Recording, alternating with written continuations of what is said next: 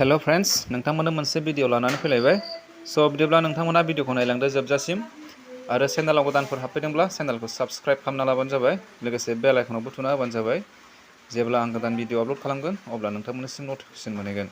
स' नोंथांमोना मिथिखाबाय जानांगौ थाम्बनेल आरो टाइटेलाव नुनानै दा आं मानि सायाव आपडेट लानानै फैदों। बिदिब्ला नोंथांमोना भिडिअखौ नायलांदो जोबजासिम। आङो भिडिअखौ स्टार्ट खालामसै लोगोफोर। दा मेन खोथाया बेनो जादों, जोंना दा बयनाबो उइथड्र खालामनाया एसे प्रब्लेम जादों। मानो थाखाय नैबेवहाय लिरखादों लोगोफोर, नोंथांमोना नायनानै लाबानो जाबाय।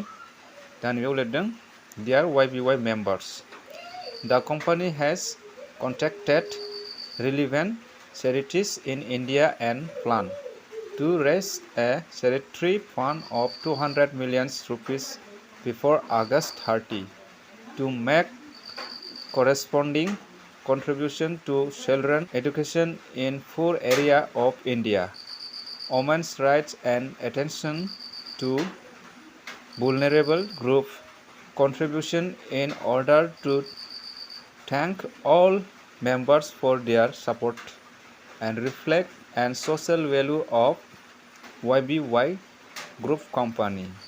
Encourage members to participate in charitable undertaking to understand and help disadvantaged group.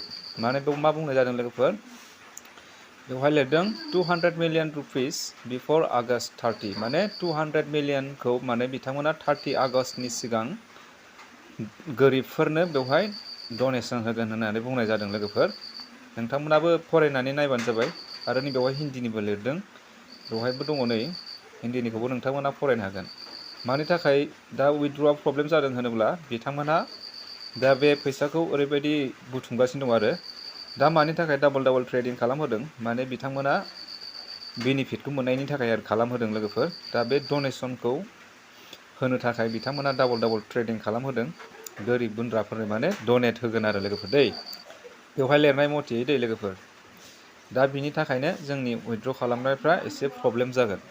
30 आगस्टसिमा जोंना एसे प्रब्लेम जागोन उइथड्र खालामनाया लोगोफोर। जेब्ला बे 200 मिलियनखौ डनेट होखाङो गोरिबफोरनो, बिनि उनावहाय जोंनि प्रब्लेमा सल्भ जागोन लोगोफोर। बिथांमोना मानि थाखाय डाबल ट्रेडिं खालामहोदों होनोब्ला, बिथांमोना बे बेनिफिटखौ मोननो थाखाय डाबल ट्रेडिं खालामहोदों। बिथांमोनाबो खस्थ' खालामदों आरोना, ट्रेड खालामगासिनो दङ बिसोरो डाबल माने फैसाया माने डाबल जानायनि थाखाय बिथांमोना डाबल ट्रेडिं खालामहोनाय जादों। दा नोंथांमोना ट्रेड खालामबाय थाबानो जाबाय बेवहाय। दा जेबोथ' आरो इनफरमेसन फैयाखै, दा बेखौनो हरदों आरो बिथांमोना नैबेयाव लिरनानै। दा नोंथांमोनाबो नायनो हागोन फरायनानै। आरो दिनैबो दङ टाइमा, ट्रेडिं टाइमा, दा first trading signal time is 13 to 20 PM, माने 1टानिफ्राय लानानै 20आ बेसे जायो बेखौ नायबानो जाबाय, 7टा जायो खोमा। 7टा PM सिम नोंथांमोना ट्रेड खालामनो हागोन आरो ना, सानसुनि 1टानिफ्राय 7टासिमनि गेजेराव नोंथांमोना ट्रेडिं खालामनो हागोन। ओमफ्राय सेकेन्डआ जादों नैबाव लिरदों, दा second trading signal time is 21 to 24 PM, माने मा होनदों 9टानिफ्राय लानानै 12टासिम नोंथांमोना बेवहाय थुनो हागोन होनना बुंनाय जादों आरो दै लोगोफोर।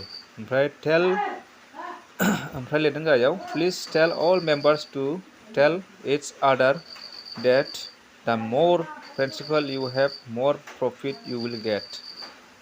दा माने बेयाव बुजायदों आरो मानसिफोरनो खोन्था होनना बुंदों आरो, जेनेबा आरोबाव बेनिफिट प्रफिट लानो हागोन होननानै बुंनाय जादों आरो बेयाव। स' भिडिअनि आपडेटआ बेनोमोन लोगोफोर। दा नोंथांमोना भिडिअखौ नायनानै माबायदि मोनखो, मोजां मोनदोंब्ला लाइक कमेन्ट शेयार खालामना होबानो जाबाय। दिनैनि भिडिअखौ बेखिनियावनो दोनसै, गोजोन्थों, बाय बाय।